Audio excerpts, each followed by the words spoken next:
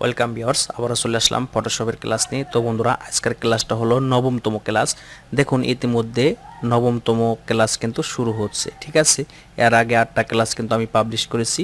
তো যদি এই ক্লাসগুলো যদি আপনারা কন্টিনিউ করেন বা সুন্দরভাবে যদি মনোযোগ দিয়ে দেখেন, দেখে যদি আপনার ব্রেনটা যদি সেভ করেন, তাহলে আপনি ফটোশপে মাস্টার হতে পারবেন।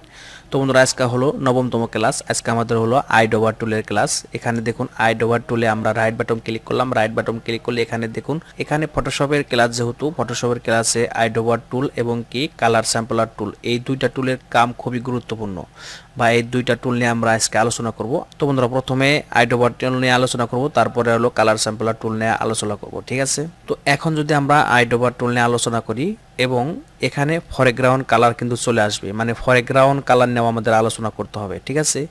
এবং ব্রাশ টুল নিয়েও কিন্তু আলোচনা করতে হবে। এই দুইটা অপশন দিয়ে কিন্তু আজকের ক্লাসটা শুরু হবে, কারণ এই টুলসের কাজ যদি আপনাদের বোঝাতে চাই, তাহলে অবশ্যই আমাদের কালার বক্সে ফরগ্রাউন্ড কালার নিয়ে আলোচনা করতে হবে এবং কি ব্রাশ টুলের কাজ নিয়ে আলোচনা করতে হবে। তো প্রথমে আমরা আইডোবার টুলটা সিলেকশন করে নেই। তো বন্ধুরা দেখেন, ক্যাম্পাসে আমি একটা ইমেজ ওপেন করে রেখেছি অলরেডি। তো বোঝানোর ক্ষেত্রে ইমেজ তো অবশ্যই লাগবে, যেহেতু ফটোশপের ক্লাসে একটা ফটো লাগবেই অবশ্যই। তো এখন আপনি কালার বক্সে ফলো করেন, দেখুন আমাদের ফরগ্রাউন্ড কালারে কোন কালারটা রয়েছে, ঠিক আছে। তো যেমন ধরেন আপনি একটা ফটোশপে কাজ করতেছেন, এমন একটা কালার আছে যে কালারটা আমরা এখান থেকে যদি মিলাতে চাই আমাদের অনেক সময় লাগবে। সেই কালারটা কিভাবে আমরা মিলাবো, মানে অনেক সময় লাগবে। আর আইডোবার টুলের অপশনের কাজ যদি আপনি শিখেন, তাহলে আপনার অনলি 1 সেকেন্ডের ভিতরে সেই কালার আপনি প্রদান করতে পারবেন আপনার ফটোর ভিতরে। তো এটা আমরা ক্যান্সেল করে দিই।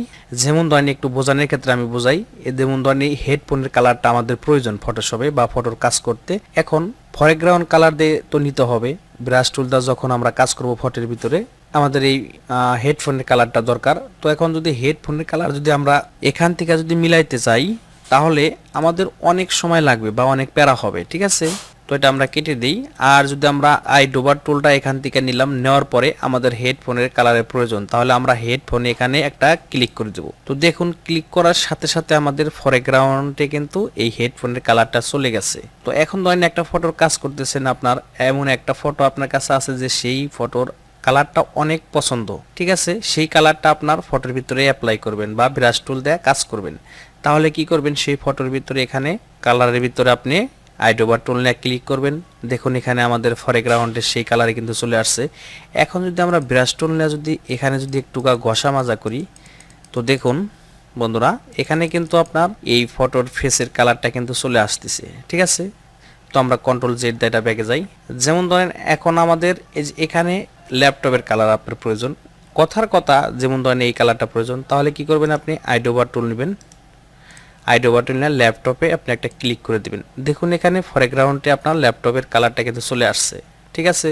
এখন এই পাশে দেখুন কলমদানি আছে, কলমদানি কালারটা আমরা আপনার প্রয়োজন ফটোশপে। দেখুন এখানে আপনার কলমদানি কালারটা কিন্তু চলে আসছে ফরগ্রাউন্ড বক্সে, ঠিক আছে। এখন এখানে একটা পেন্সিলের কালার আপনার দরকার। তো এখানে ক্লিক করে দিলে কিন্তু আপনার দেখুন এই যে কালার বক্সে ফরগ্রাউন্ডে পেন্সিলের কালারটা চলে আসছে। মূল কথা হলো আপনার এই আইডোবার দিয়ে আপনার হাজার রকমের কালার আপনি সিলেকশন করতে পারবেন, যে কোনো কালার। সেই কালারের ভিতরে আপনি খালি শুধুমাত্র ক্লিক করবেন, তাহলে আপনার ফরগ্রাউন্ড বক্সে এখানে আপনার সেই কালারটা চলে আসবে। তারপরে আপনি ব্রাশ টুল দিয়ে সেই কালারটা আপনি প্রদান করতে পারেন আপনার ফটোর ভিতরে, ঠিক আছে। যে দেখুন এখন ধরেন আমার এই যে এখানে সবুজ কালার রয়েছে, সেই কালারটা প্রয়োজন। এখন সবুজ কালারটা যদি আমরা মিলাতে যাই, এখান থেকে অনেকটা সময় লাগবে। তার জন্য আমরা কি করব, এখানে কোনে আইডোবার নিব। আইডোবার নিয়ে এখানে সবুজ কালারের ভিতরে একটা ক্লিক করে দেব। দেখুন এখানে কিন্তু সেই কালারটা চলে আসছে। তো বন্ধুরা, আইডোবারের কাজটা এরকমই। এবং আইডোবারের অধীনে যে কিছু অপশন আছে, এখানে আপনার ডিফল্ট অবস্থায় এটা রাখবেন, এইরকমই রাখবেন, এবং কি এখানে অল লেয়ার করে দিয়ে রাখবেন, এখানে শো স্যাম্পলিং রিং রাখবেন, ঠিক আছে। তো এটা হলো আমাদের আইডোবার টুলের কাজ। এখন আমরা তার পরের টুলে যাই। এখন আমরা কালার স্যাম্পলার নিই। এখন এই টুলটা হলো আপনার ফটোর ভিতরে কি ধরনের কালার আছে সেটা রিসার্চ করার জন্য এই টুলটা, ঠিক আছে। দেখুন এখানে এই পাশে এই টুলের অধীনে কিন্তু কিছু অ্যাঙ্গার শো করছে, অ্যাক্টিভিটি অপশন শো করছে।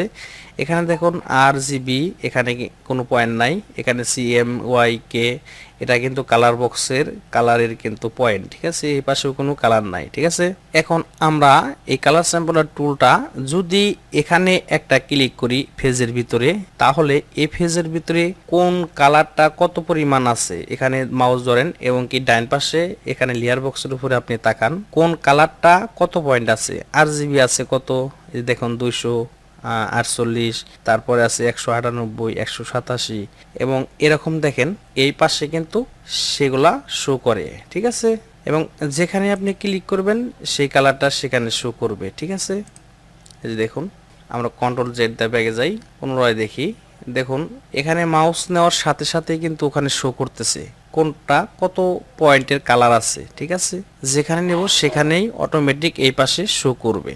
এখন যদি আপনি চান যে এই ফটোটার কালারটা আমার খুবই পছন্দ, তাহলে এখানে মাউস ক্লিক করে দেন। ক্লিক করে দেওয়ার পরে আপনার এই পাশে ডান পাশে যে লেয়ারের উপরে যে পয়েন্টগুলো শো করছে সেই পয়েন্টগুলো খাতায় আপনি নোট করতে পারেন। নোট করে কত পয়েন্ট, সেই পয়েন্ট অনুযায়ী আপনি আবার আপনার ফটোতে অ্যাপ্লাই করতে পারবেন। তাহলে কি হবে, হুবহু এই ফটোটার সম্পূর্ণ কালার রেঞ্জ কিন্তু আপনার ওই ফটোতে অ্যাপ্লাই করতে পারবেন।